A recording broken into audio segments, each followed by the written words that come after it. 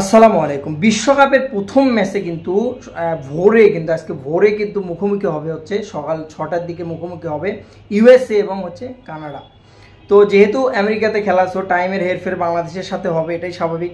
প্রথম ম্যাচ কিন্তু যে মাঠটাতে খেলা হবে সেই মাঠটা স্পিন কিন্তু 36% এবং ফাস্ট বলার কিন্তু ফাস্ট বোলিং পিচ কিন্তু 57%, 57 কি 56 হবে। সো যে পিচটাতে খেলা হবে একটু বোঝাই যাচ্ছে পেজে একটু ভালো কাজ করে, অর্থাৎ ব্যাটিং সহায়ক পিচ বলা যায়।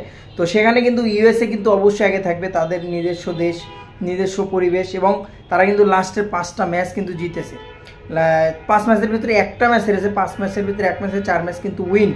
বাংলাদেশের সাথে কিন্তু যারা যথেষ্ট সিরিজে কিন্তু ভালো করেছে।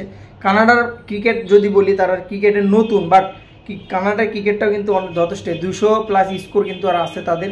লাস্ট 5 ম্যাচের মধ্যে তার কিন্তু 200+ স্কোরও, 182 স্কোর আছে, 136 স্কোর আছে এবং 200+ স্কোর আছে দুইটা। সো দুইটা ছোট দেশ হলেও তাদের কিন্তু লড়াইটা বেশ জমবে, হাড্ডাহাড্ডি লড়াই। এবং বিশ্বকাপের ফার্স্ট ম্যাচ, প্রথম ম্যাচ কিন্তু এটা অবশ্যই বাঙালি যারা আছে তারা হয়তো ঘুমের ভরে থাকবে, দেখবে না, সকালে উঠে হয়তো বা স্কোরটা দেখতে পাবে।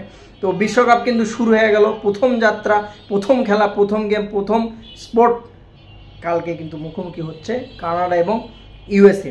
বিশ্বকাপের যাত্রাটা শুরু হয়ে গেল, যার জন্য এত দিনের অপেক্ষা। দিন যেমন শেষই হচ্ছে না, এত হাতে গুনছিল দিন। তারপরে কিন্তু কানাডা এবং ইউএসএ দিয়ে শুরু হচ্ছে টি-20 বিশ্বকাপ।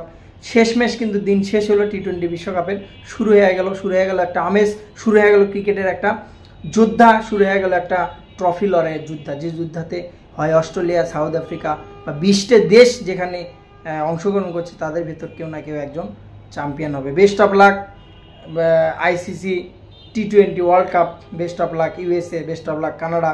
প্রথম ম্যাচটা হাড্ডাহাড্ডি লড়াই হোক, এই কামনা করছি। সালামু আলাইকুম।